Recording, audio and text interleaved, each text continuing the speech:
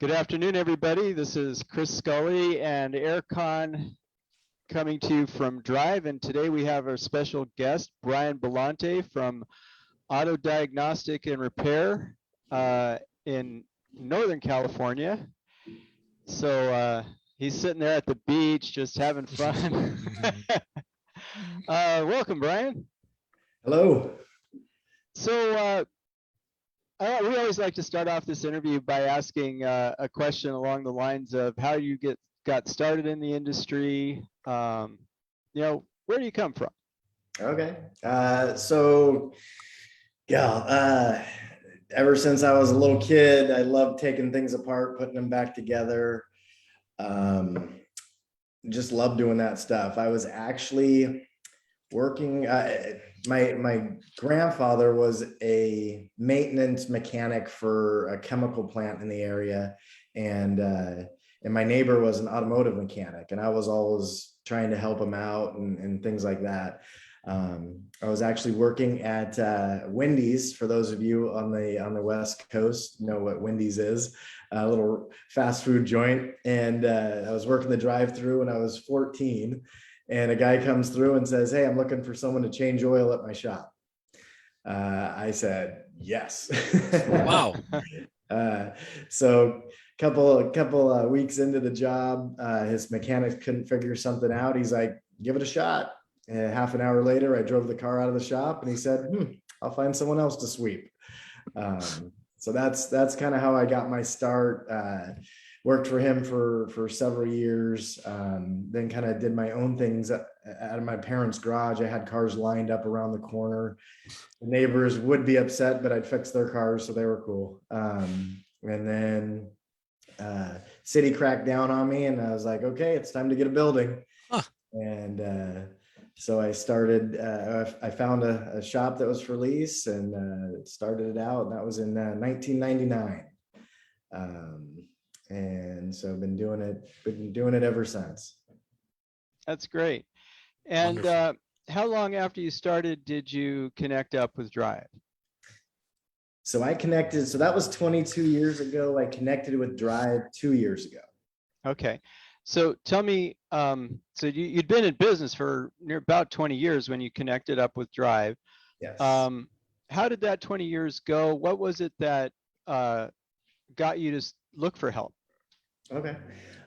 So within that 20 years, there was a lot of ups and downs and things like that. I mean, I'm sure like a lot of the newer shops, you start out and you're just making ends meet. And you're just working to get enough to pay the bills in the beginning. I was part of other coaching groups and things like that, and I have nothing bad to say about any of them. Each one of them helped me. And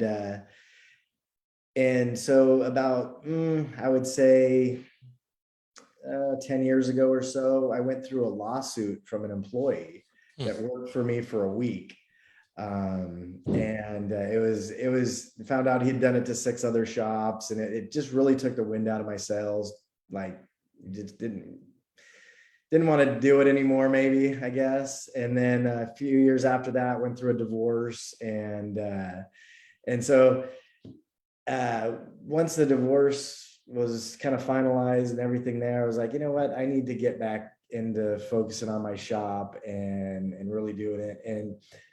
And someone from Drive happened to call me or send me something. I don't even remember how they contacted me, but they said the right thing to me at the right time. And it was hiring. I think they were talking about hiring employees, and I wanted to put together an employee, I want to put together a manual of how to run my shop. And for me, English was my worst subject in school. So I wanted help doing that. And they said, "Oh yeah, we can help you do that." So I was like, okay, let's give it a shot. Wonderful. And I'm sure that was a challenge. it was daunting, very daunting. uh, so So you did, if I recall, you did the shop policy apprenticeship, and Carla helped you actually put that manual together on that apprenticeship. Is that right? yeah, so I actually started it even before the apprenticeship. Okay. And this is where I wish I would have had the playbooks class and the apprenticeships before I even started. It would have made it easier. Right. I started it and I was like, how am I going to write this? I've never wanted to write a book. And I don't even like reading books, but Right. um, no, so I said, you know what? I'm going to write the table of contents. And that's the way I started. And I wrote out exactly what I wanted in the book. Mm-hmm. And then I grabbed each heading from the table of contents and started writing out that chapter. And that's where Carla came in. I mean, she was awesome. She knows her stuff on that and made it so it wasn't daunting, helped me out. And we actually make a good team collaborating together to build that. That's great. And it's a great story because I've worked with a bunch of different industries, and one of the things that's really common with business owners is taking that first step toward getting all the information about how things run in the business out of your head and onto paper or into a computer so that you can actually turn it over to to your employees, right? Yes. So listening to your story is great because I think it's something a lot of not just shop owners but business owners in general struggle with. And we before we came on the air, we were talking, and you mentioned a really important point of view, I think, which is you just got to do it. Yes. And so tell us about how things are going with your shop now. We hear there's a brand new development as far as your business goes. Tell us a little bit about that. Okay. So, well, I'll start out when I was with Drive, I was doing right about 600,000 a year. And right now we're on track to do about 1.75. Wow. 2 years, by the way, that is That's for the amazing. audience. Yeah, that's amazing. And so with that, I mean, I have always wanted to be a multi-shop owner. I now have the independence and ability to do that because my first shop is on autopilot. I stopped by there a couple times this week, but that was just to pick up some stuff out of my office. Because I am opening another shop in the next town over. And so that getting the freedom to do that and having the funds to do that now is awesome. And I can honestly say Drive definitely helped with that. And not only that, but Drive can give you all the tools to do it, but you just have to do it. And that's where I'd say to anybody out there watching, I've been there.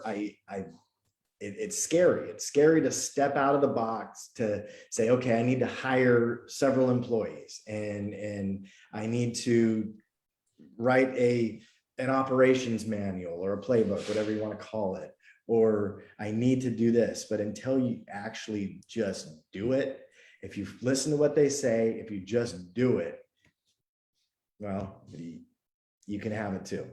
So Let me ask you, I mean, as a follow-up, and that may be the answer, but what really, it's a great story across the board, the way you open your shop and where you are and how far you've come in the last 2 years, particularly.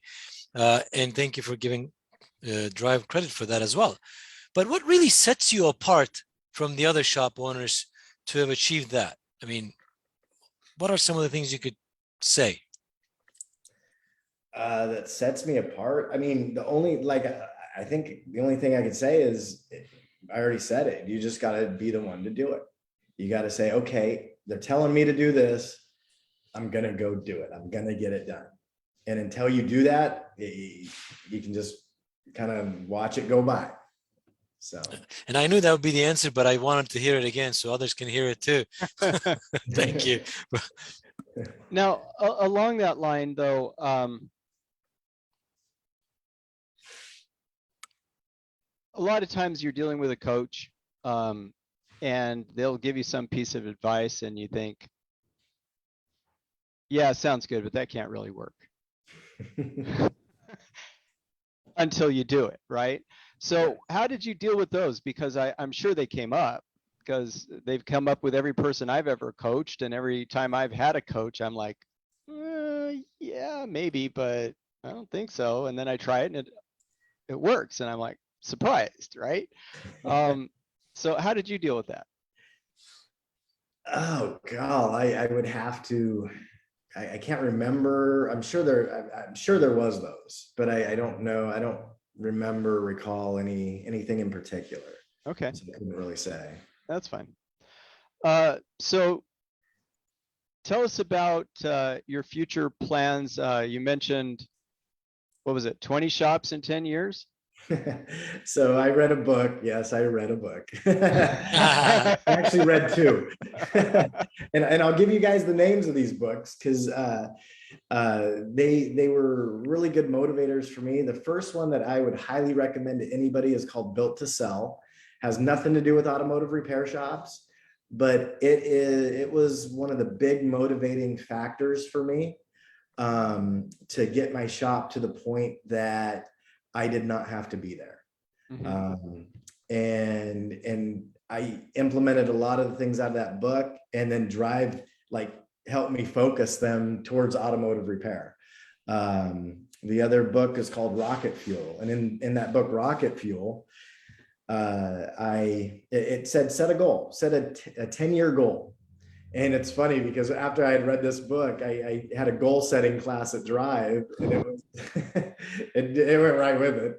But and the goal that I set for my 10-year goal, and it said, make it simple, one sentence, and that goal was 20 shops in 10 years. And so I said, I said, and then so you go and you actually set goals for a year out, 3 years out, 5 years out, to try to reach your 10-year target. And so my goal for the end of this year was to have one more shop. And so we're hoping to open Monday.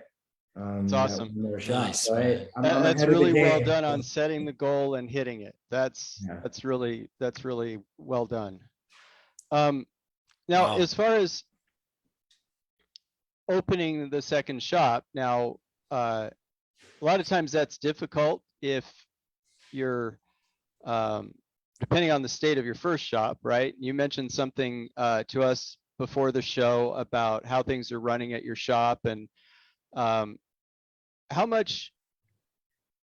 No, let me rephrase.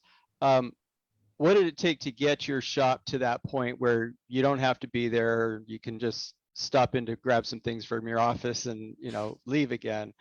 I'm sure that didn't happen overnight.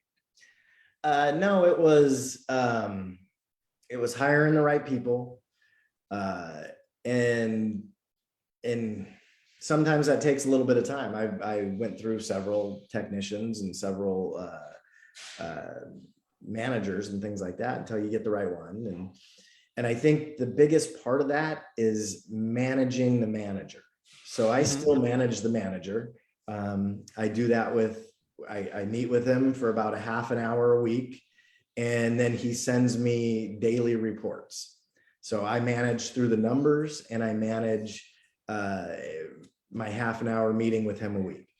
So he knows I'm always keeping an eye on the numbers and things like that. And there's certain numbers that you have to watch. You have to know to watch, and Drive can help you with know which numbers those are. But you have to keep an eye on that stuff. And then when I meet with them, we talk about those numbers. So we talk about how everybody else, our shop's core values is our customers. Sorry, getting a call here. Sorry. That's all right. My screen disappeared. So our core values for our shop is customer service is number one. The shop culture is number two. I have my refrigerator stocked with waters and sodas and stuff that the guys like, the technicians love. And then I buy them lunch once a week when they have their meeting, and I try to make them. I want the shop to be a place where they like to be. Mm-hmm. It's not just, hey, I got to go to work. No, I like being there. We create an atmosphere where they're friendly, they're joking around with each other, things like that. Unfortunately, I had to let a technician go. Actually, my manager let him go because he didn't fit that part, that he didn't fit our culture. Mm-hmm. And it's hard to do in this environment. You know, guys know how hard it is to find good technicians, but he was a cancer to the rest of the team. And no, I would much rather have the culture of the shop than another technician turning wrenches. So. Yeah, that's a really important point, especially when it comes to having your shop operational. You know, if you've got internal drama because somebody's not a good cultural fit, it can really make it hard to step away. Yeah. And, yeah. You know, the culture is big, and I'm glad you're touching base on that, Brian.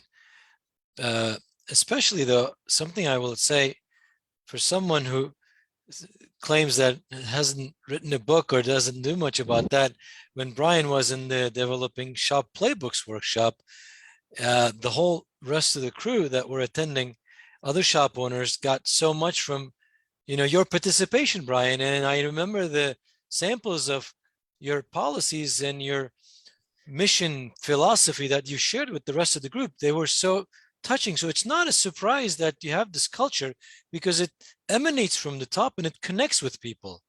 So I think that's another thing that sets you apart in terms of, you know, being able to get to this level and also progress towards these goals successfully.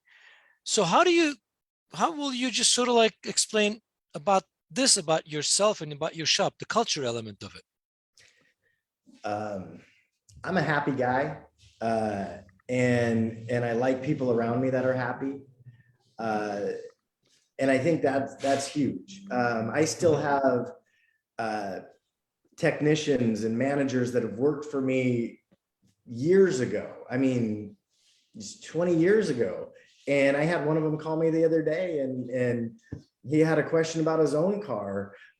He's moved on. He works on, or he runs a fleet of cement trucks now. But he called me about his car, and we talk, and we're friends. So I have those good relationships. People will tell others, hey, he's a great boss to work for. And I remember one time a friend of mine came into my shop, and he was another business owner, actually owned a different kind of business. And he came in and was talking down to my employees. And I was like, whoa, hey, don't talk to my employees like that. That's not acceptable. Number one, they're people too. And number two, they're my people. I don't, if you go to my shop, I'm not above them. I'm equal to them. And yeah, I have a different role than they do, but I treat them like equals. So. And that's leadership, ladies and gentlemen. That's a skill and a quality of leadership. And what I see here combined is that, I mean, those are innate qualities that you had 20 years ago, or even when you were working at that Wendy's at 14. Obviously, you know, we progress and we learn, of course, but you have those. And then what I see, the tremendous thing happening in the last 2 years is when those qualities are matched up with the right, you know, coaching and right push, it seems like magic happens. So it starts with you and the right support group, and that's where Drive came into the place. It seems like Yeah. brilliant. What a That's story. great. And I want to shift gears a little bit. Let's talk about some of the training you've done and how that affected things as far as your shop goes. You mentioned the playbooks workshop, but what other workshops have stood out as far as helping you get to where you are? So I mean, I can't even count how many workshops. I'm huge on education. Mhm. I'm a college dropout, didn't like it. But I love educating myself on things that pertain to what I'm doing.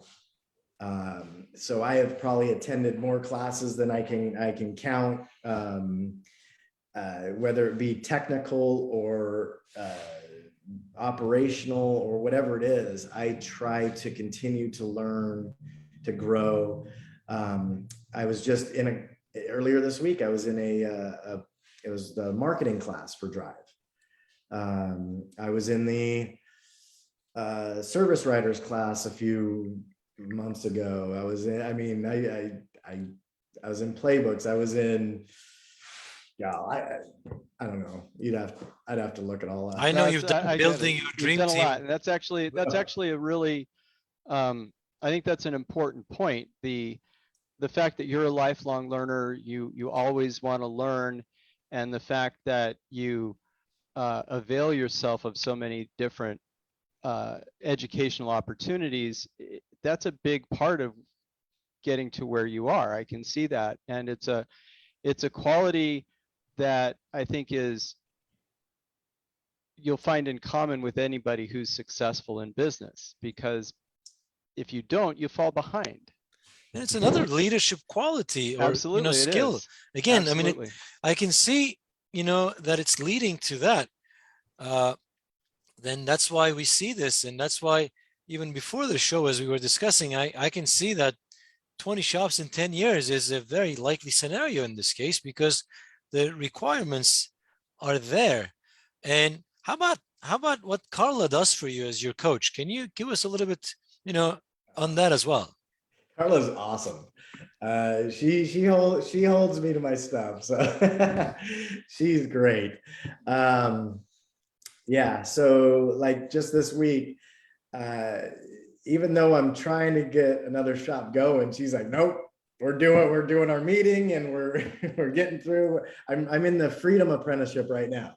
Oh, great. And so we're writing policies on managing the manager or the manager's policies for running the shop. Mhm. And I already have a lot of the stuff there and everything, but this is more having the manager doing auditing of different areas of the shop. And so I'm getting it down on paper. I don't like writing it, but I'm doing it anyway.